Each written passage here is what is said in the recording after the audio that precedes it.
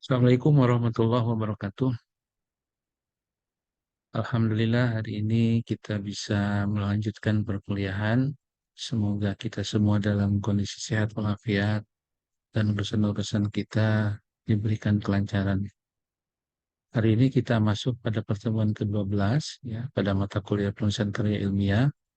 Materi bahasan kita saat ini adalah mengenai membuat instrumen untuk penelitian kualitatif.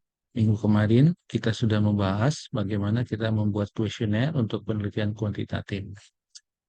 Nah, bagi Anda yang melakukan atau membuat desain penelitian instrumen kualitatif, ya sesuaikan dengan apa yang Anda butuhkan sesuai dengan judul ya atau fokus penelitian.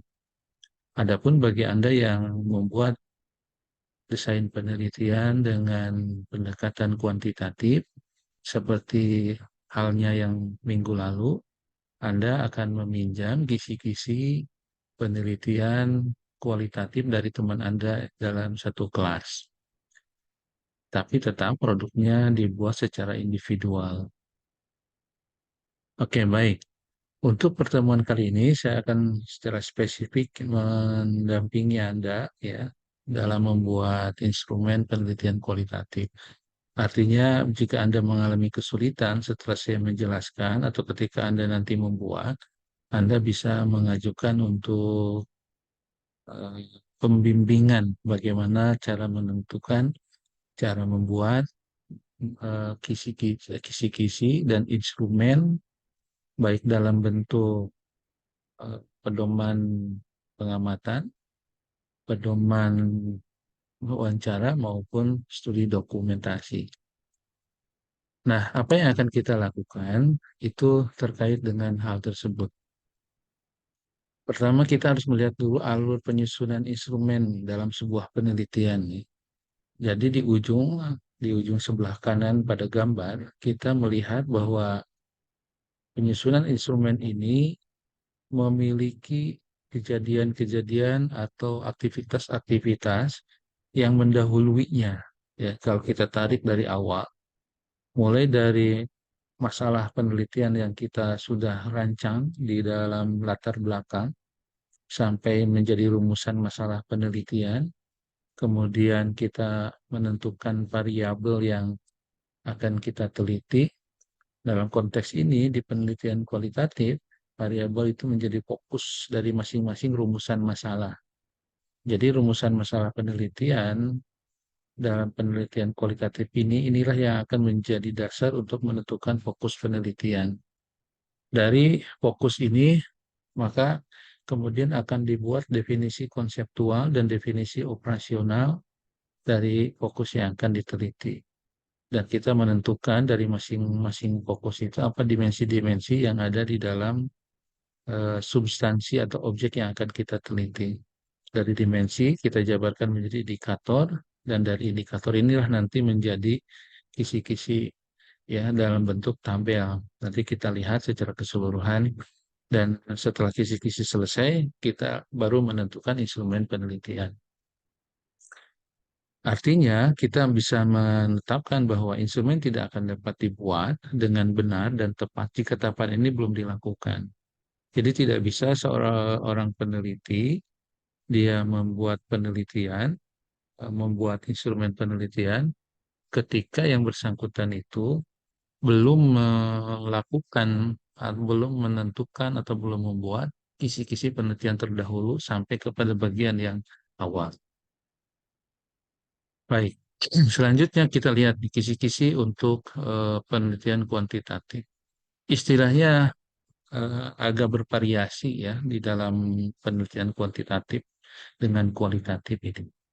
Pertama dari sisi nomor sama, yang kedua ada fokus atau variabel penelitian. Nah, di dalam penelitian kualitatif ini seringnya disebut fokus penelitian. Di dalam penelitian kuantitatif seringnya disebut variabel penelitian. Lalu dari fokus ini dijabarkan lagi nanti menjadi pertanyaan penelitian. Nah, penelitian kualitatif ini merujuk kepada pertanyaan kualitatif, pertanyaan penelitian. Mengapa demikian? Karena apa yang akan diteliti itu tidak menguji teori, tetapi akan lebih mendalami situasi dan kondisi atau fenomena-fenomena yang terjadi di lapangan. Karena fenomena dalam satu organisasi atau satu objek penelitian ini sangat variatif, maka akan sangat berbeda antara satu peneliti dengan peneliti yang lain, walaupun fokus, walaupun variabelnya sama. Nah, karena itu, untuk menjabarkan menjadi dimensi dan indikator, ini harus dari pertanyaan penelitian. Lalu, setelah dari pertanyaan penelitian, muncullah indikator dan subpertanyaan, ya, atau dimensi dan indikator, lalu dibuatlah kebutuhan data. Dalam penelitian kuantitatif, kebutuhan data ini kita sebut dengan deskripsi indikator atau deskriptornya. Nah, di bagian akhir ada teknik penggalian data. Inilah yang nanti akan dibagi menjadi tiga. Ada eh, wawancara, ada pengamatan atau observasi, dan ada studi dokumentasi. Nah, variabel dalam penelitian kualitatif ini seringkali disebut sebagai fokus penelitian. Lalu tekniknya ada pengamatan, wawancara, dan studi dokumen. Instrumen penelitian kualitatif berupa pedoman pengamatan, pedoman wawancara, dan pedoman studi dokumen. Nah, sebenarnya pedoman-pedoman ini adalah alat bantu. Instrumennya sendiri adalah penelitinya. Artinya peneliti sebagai seorang peneliti itulah yang akan berinteraksi dengan sumber-sumber data di lapangan. Tetapi untuk membantu peneliti dalam melakukan penggalian data, maka dibantu dengan pedoman pengamatan, pedoman wawancara, dan pedoman studi dokumen. Jadi maknanya begitu. Buat yang ketiga ada di layar tersebut. Baik, coba kita lihat lebih rinci ya contohnya. Ini misal dari pertanyaan penelitian. Bagaimanakah kapasitas sekolah dalam membangun visi, misi, dan tujuan sekolah dikembangkan? Ya, maka muncul sub pertanyaan penelitian. Dari rumusan masalah itu ada 4 rumusan masalah penelitian. Pertama, misalkan yang A, bagaimanakah kepemimpinan sekolah dikembangkan dalam pembangunan visi, misi, dan tujuan sekolah. Nah, dijabarkan di kebutuhan data. Dari sub pertanyaan ini muncullah kebutuhan data. Jadi interaksi atau proses warga sekolah dalam menyusun visi, misi, dan tujuan sekolah oleh warga sekolah berupa satu ya, ada satu, dua, tiga. Satu, keterlibatan warga sekolah. Dua, proses curah gagasan. Tiga, proses pengambilan keputusan. Selain interaksi yang kita lihat adalah interaksi warga sekolah, juga ingin dilihat responnya. Respon warga sekolah terhadap penyusunan visi, misi, dan tujuan sekolah. Yang dimaksud adalah tanggapan terhadap proses, apa yang dipelajari dari proses, rencana ke depan dalam membangun visi, misi, dan tujuan sekolah. Selain itu, ingin melihat juga hasil, ya, hasil penyusunan visi misi dan tujuan sekolah dalam bentuk dokumen tertulis, perilaku warga sekolah dalam pencapaian visi misi dan tujuan sekolah. Nah, kalau kita melihat deskripsi dari kebutuhan data ini menunjukkan ruang lingkup apa yang ingin digali dari sumber pertanyaan penelitian ini. Nah, pada kolom inilah dijabarkan. Sekali lagi, kebutuhan data ini kalau dalam penelitian kuantitatif di yang kemarin kita sebut dengan deskripsi indikator.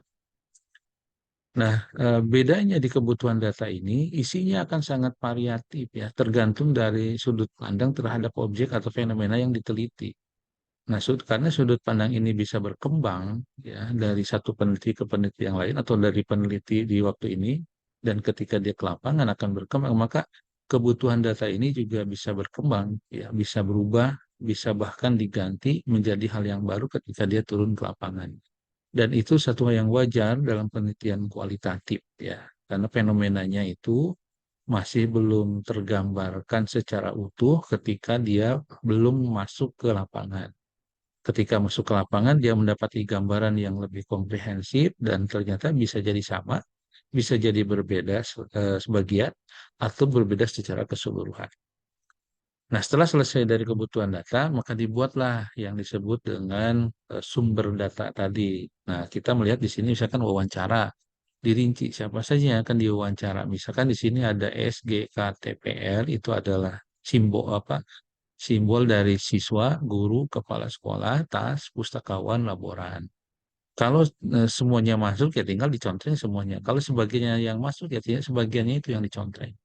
Lalu tidak hanya dalam bentuk kebutuhan data ini tidak hanya terpenuhi melalui responden wawancara, juga harus dilihat dalam bentuk pengamatan atau observasi. Maka yang diamati adalah kejadian atau fenomena. Nah, fenomena di antaranya penyusunan rencana pengembangan sekolah. Artinya kegiatan menyusun rencana pengembangan sekolah. Biasanya dalam bentuk rapat, diskusi-diskusi, ya, atau diskusi kelompok terkumpul dengan berbagai pihak terkait dan lain-lain. Tahap rapat apa penyusunan ini atau kegiatan penyusunan ini tidak satu kali, ya berkali-kali. Hanya saja ketika penelitian dilakukan, proses penyusunan sudah dilaksanakan, maka pengamatan terhadap kejadian itu tidak bisa dilakukan. Nanti hanya bisa tinggal diwawancara saja kepada orang-orang yang mengikuti prosesnya. Yang B, penyusunan rencana operasional sekolah, misalkan ya, rencana operasionalnya. Kalau yang A itu rencana jangka panjangnya, yang B itu rencana tahunannya. Lalu rapat-rapat sekolah, portofolio kepala sekolah dan guru, lalu aktivitas keseharian pendidik dan tenaga kependidikan di sekolah yang tergambarkan sebagai eh, apa disebutnya penyusunan visi misi implementasinya. Selain itu, kebutuhan data juga dipenuhi melalui studi dokumen ya. Nah, misalnya ada dokumen rencana program kerja sekolah, ada rencana kerja tahunan, ada rencana kerja dan anggaran sekolah, buku catatan rapat sekolah. Jadi setiap rapat biasanya ada notulensi rapat. Nah, itu yang maksud dengan catatan rapat sekolah. Atau dokumen lain yang sesuai dengan kebutuhan data. Nah, ini yang dimaksud dengan kisi-kisi penelitian kualitatif setelah diuraikan. Ya, jadi kalau bagian atas yang ini teknik penggalian datanya masih belum dirinci, ya masih belum dirinci mana yang akan menjadi teknik penggalian datanya. Sedangkan kalau sudah dirinci ya begini posisinya yang disebut dengan teknik penggalian data. Ada responden wawancara, ada pengamatan observasi, dan ada juga studi dokumen. Baik, nah, selanjutnya yang kedua ya, pedoman pengamatan. Nah, untuk pedoman pengamatan ini artinya peneliti melakukan pengamatan terhadap fenomena yang terjadi di lapangan. Nah, pengamatan ini yang dimaksud pedoman pengamatan adalah panduan bagi peneliti untuk melakukan penggalian data melalui proses pengamatan atau proses mengamati ya apa yang terjadi. Nah, dalam hal ini peneliti melakukan observasi terhadap fenomena yang terjadi di lapangan. Observasi ini nanti ada yang terstruktur ya, ada yang bukan terstruktur, ada yang berdasarkan partisipatif, ada juga yang non partisipatif. Nah, ketika partisipatif artinya peneliti berpartisipasi untuk menjadi bagian dari organisasi yang diteliti atau berpartisipasi dalam aktivitas pada objek yang diteliti. Ya, misal dulu ketika saya melakukan sebuah penelitian kualitatif di sekolah tentang kapasitas manajemen sekolah, maka saya meminta untuk berpartisipasi di sekolah tersebut selama kurang lebih 6 bulan. Nah, partisipasi saya di satu sekolah, saya menjadi tim pengembang kurikulum sekolah. Lalu di sekolah yang lain, saya ditugaskan untuk menjadi eh, apa yang istilah itu yang menjaga tim penjaga sekolah ya. Jadi dua-duanya dilakukan dari pagi sesuai dengan kebutuhan di lapangannya. Nah, sambil saya berinteraksi dengan warga sekolah, maka saya melakukan pengamatan terhadap aktivitas keseharian sekolah. Nah, pengamatan yang dilakukan melalui proses partisipasi ini sebenarnya untuk mendapatkan data yang lebih objektif ya mengenai kejadian yang sebenarnya sehari-hari terjadi pada objek yang sedang kita teliti.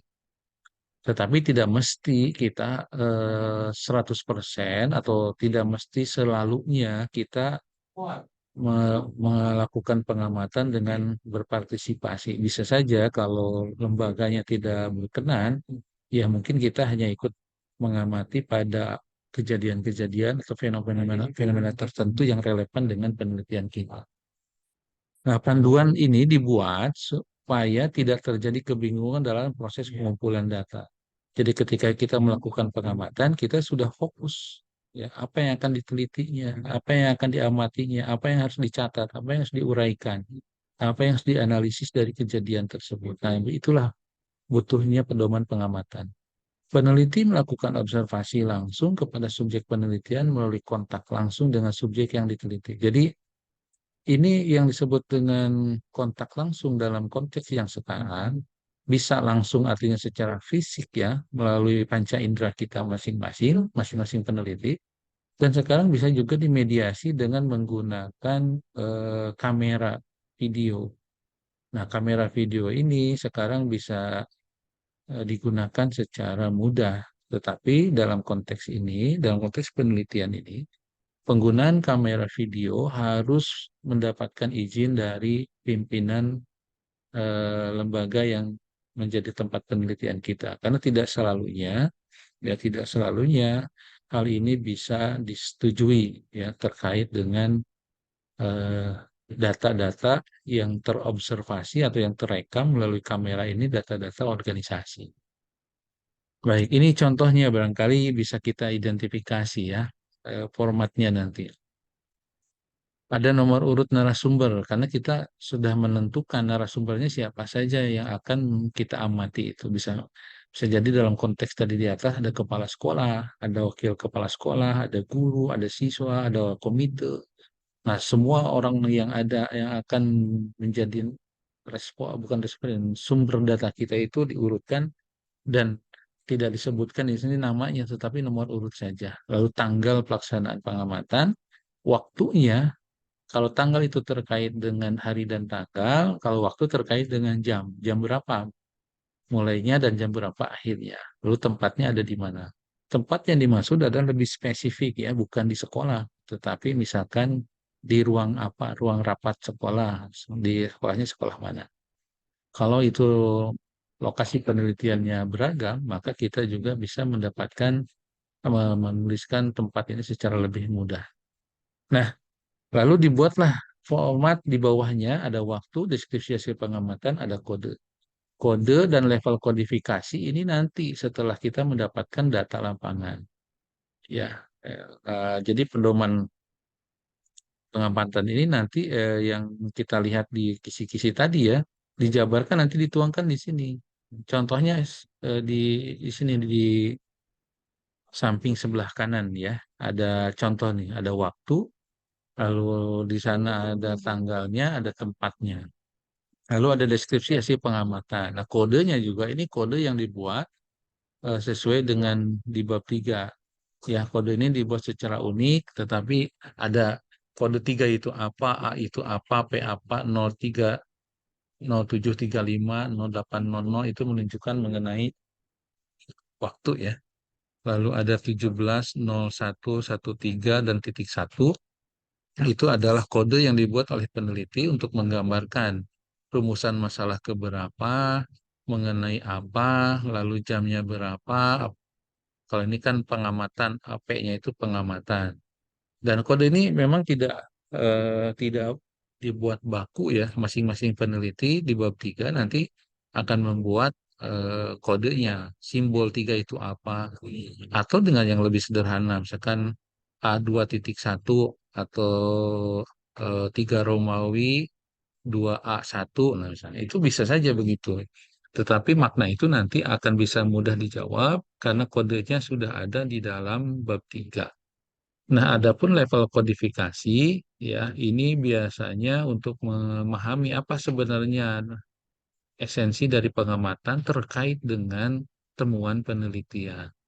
Misal, nih satu contoh yang saya akan ambil, kondisi kantin pada saat jam pelajaran banyak didatangi oleh siswa, walaupun itu sedang jam pelajaran. Mereka masuk dari pintu depan. Nah, itu kan deskripsi saya terkait dengan kejadian pengamatan di tempat di kantin.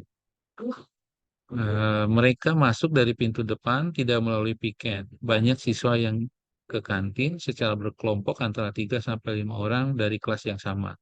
Mereka ke kantin karena kelas tidak ada gurunya atau kelas hanya diberikan tugas. Nah, ini kan sebuah deskripsi. Apa maknanya? Nah, maknanya itu ada dalam makna inisial dan ada makna kategori. Makna inisial itu artinya makna yang menunjukkan yang bisa langsung ditangkap dari kejadian tersebut. Misal, perilaku siswa ketika guru tidak ada di kelas tidak tertib. Kenapa? Nah, banyak keluar masuk ke kantin. Yang kedua, ketidakhadiran guru di kelas menjadi masalah bagi siswa. Nah, ini makna yang lebih jauh dari fenomena yang diamati ya. Nah, proses semacam ini masih belum menjadi budaya dalam penelitian S1 di prodi kita. Nah, ke depan ini bahkan harus menjadi kebiasaan karena penelitian kualitatif ini harus bisa menemukan apa sebenarnya permasalahan pokok atau apa masalah yang apa hal yang strategis yang terjadi dari apa yang kita kaji di lapangan tersebut. Contohnya banyak, nanti Anda bisa melihat satu persatu ya contoh-contoh ini. Lalu yang ketiga, pedoman wawancara. Nah, yang kedua ya, ini pedoman wawancara. Pedoman wawancara merupakan panduan bagi peneliti ketika melakukan proses wawancara dengan sumber data atau informan penelitian. Jadi supaya wawancara ini tidak kemana-mana, karena peneliti sebagai instrumen penelitian, bisa jadi waktu terbatas, ya, sumber data atau informan penelitian juga punya keterbatasan waktu, maka wawancara ini harus dipandu supaya tidak kemana-mana, tetapi mengarah kepada kebutuhan data yang sudah kita tadi buat di dalam kisi-kisi. Tujuannya supaya peneliti tidak kehilangan arah dalam proses pengumpulan data lapangan, ya. Jangan sampai ketika awal bicara perkenalan langsung ke silsilah dari mana asalnya. Oh, ternyata saya juga punya saudara di situ. Ah, rame, habis waktunya dengan perkenalan semacam itu. Dan itu akan tidak efisien untuk waktu penggalian data lapangan. Nah, seefisien mungkin peneliti itu menggunakan waktunya dengan mengacu kepada pedoman wawancara ini. Kok dalam wawancara peneliti menyiapkan pedoman wawancara sesuai dengan data yang dibutuhkan. Nanti data yang dibutuhkan di mana dilihat di kisi-kisi. Pertanyaan disusun secara terbuka dan tertutup. Nah, ini nanti kita lihat contohnya ya. Terbuka dan tertutup. Bisa jadi berdasarkan kebutuhan data ini harus terbuka dan ini harus tertutup atau gabungan dari keduanya dalam satu rangkaian pertanyaan. Pertanyaan terbuka mendorong subjek, artinya informan, untuk menjawab dengan menggunakan kata-katanya sendiri. Pertanyaan tertutup dipergunakan sebagai pelengkap data yang diperlukan dengan jawaban yang bersifat memilih. Untuk hal-hal tertentu, wawancara dibarengi dengan pencatatan terhadap hal yang dianggap penting. Nah, pencatatan ini ya bisa dengan teknologi sekarang bisa kita dengan merekam secara audio atau juga kita menggunakan video recording ya. Tetapi keduanya, baik rekaman video maupun rekaman audio, tetap harus dengan persetujuan sumber data atau responden kita atau informan kita. Kalau mereka setuju, ya kita lakukan. Kalau mereka tidak setuju, memang kita tidak bisa, harus meyakinkan mereka supaya bisa melakukan hal tersebut. Kalau tidak bisa, ya mau tidak mau kita harus apa mengikuti apa yang mereka sedang lakukan, apa yang mereka inginkan gitu ya. Kalau mereka setuju, tidak apa-apa, jangan kita paksa. Kalau dipaksa, nanti data kita gunakan, mereka komplain. Nah, susah lah nanti hasil penelitian ini dijadikan sebagai acuan untuk pengolahan data. Ini sebagai contoh nih ya, dari eh, pertanyaan penelitian, subpertanyaan, dan menjadi item wawancara. Misalkan pertanyaan penelitian di sini, bagaimanakah kapasitas sekolah dalam membangun visi, misi, dan tujuan sekolah dikembangkan? Nomor satu di bawahnya itu subpertanyaan. Harusnya itu satu dan dua ini ya. Simbolnya jadi hanya satu dengan satu. Yang simbol satu, yang sub pertanyaannya, bagaimanakah kepemimpinan sekolah dikembangkan dalam pembangunan visi, misi, dan tujuan sekolah. Ini kita buat item pertanyaan wawancaranya. Yang pertama, bagaimanakah proses perubahan visi, misi, dan tujuan sekolah berlangsung. Ini pertanyaan terbuka nih. Nah, setelah pertanyaan terbuka ini, maka yang kedua kita ikuti dengan pertanyaan terbuka kedua. Siapa saja yang hadir? Lalu siapa saja yang dominan dalam proses penyusunan tersebut? Ini semuanya terbuka. Karena memang kebutuhan datanya begitu. Apakah Bapak Ibu dilibatkan dalam penyusunan visi, misi, dan tujuan sekolah? Nah, ini jawabannya dua ya, dilibatkan atau tidak dilibatkan, iya atau tidak gitu. Nah, ini tertutup. Mengapa demikian? Mohon dijelaskan. Ini bagian yang terbuka. Jadi dalam satu item ini ada dua, ada yang tertutupnya dan ada yang terbukanya.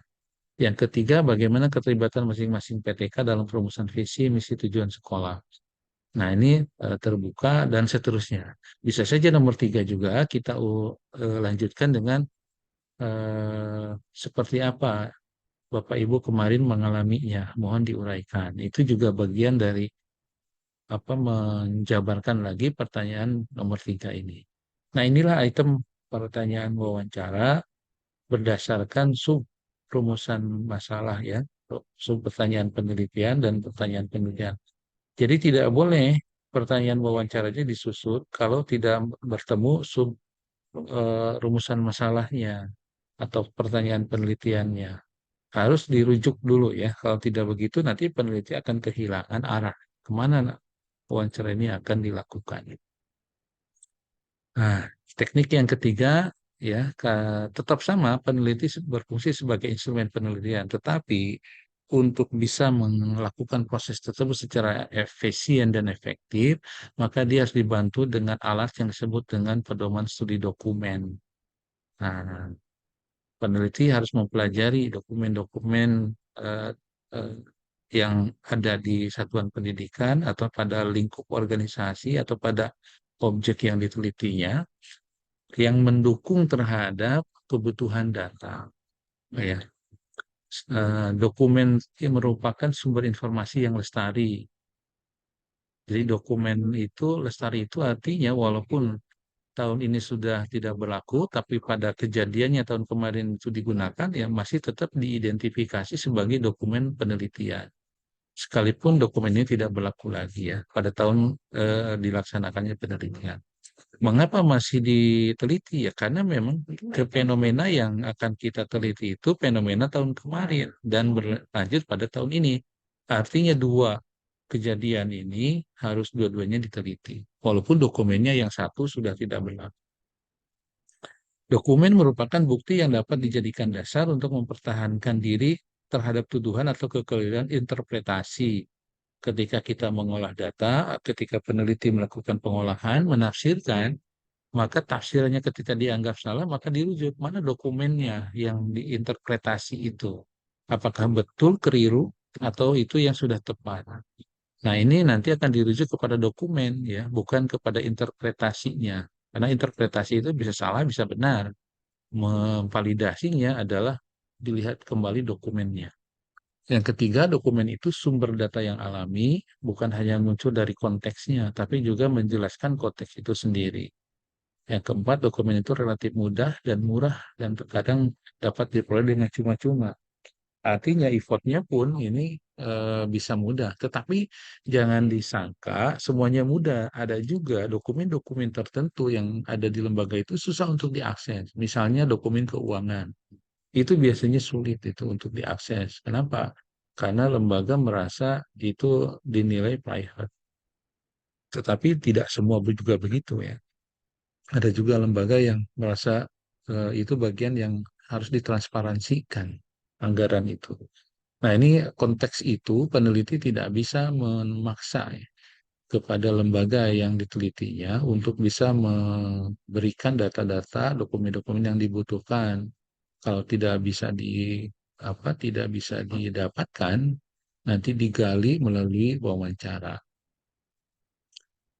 Lalu dokumen itu sumber data yang non-reaktif, artinya ketika peneliti berinteraksi dengan dokumen tersebut, dia tidak akan merespon sebagaimana dia mau dalam wawancara ya dengan orang gitu.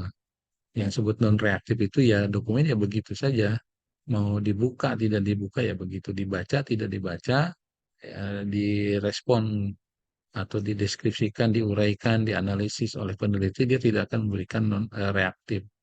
Kenapa demikian ya? Itulah akan menjadi keunggulan bagi peneliti untuk bisa mendalami ya. Bahkan bukan hanya dokumen secara keseluruhan, bisa jadi kata per kata. Bahkan bisa titik komanya juga bisa dilihat. Gimana sebenarnya ketepatan dokumen ini mencerminkan fenomena-fenomena yang terjadi secara keseharian di satuan pendidikan atau pada objek yang kita teliti. Yang terakhir, dokumen berperan sebagai sumber pelengkap dan pemberkaya bagi informasi yang diperoleh melalui interview atau observasi. Jadi, dokumen itu nanti dalam metode pengolahannya ada yang di cross check ya datanya dengan hasil interview, atau ketika sudah interview di cross check di dokumen.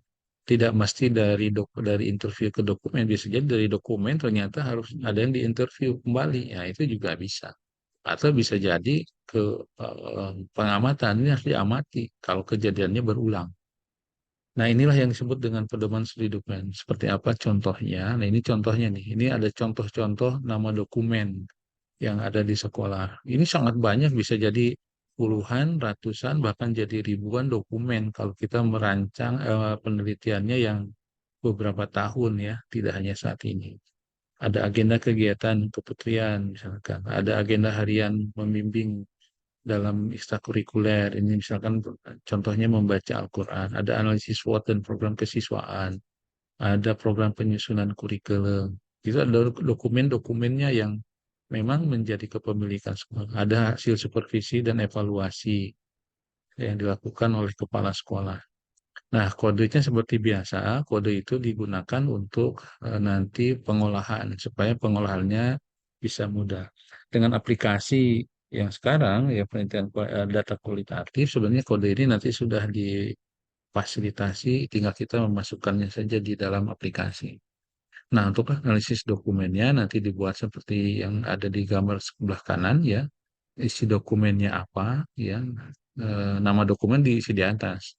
Lalu jumlah halaman yang mengesahkannya siapa. Karena kalau dokumennya tidak ada pengesahannya, dokumen itu harus diberikan catatan bahwa itu dokumen belum disahkan misalkan, atau dokumen itu tidak ada pengesahannya.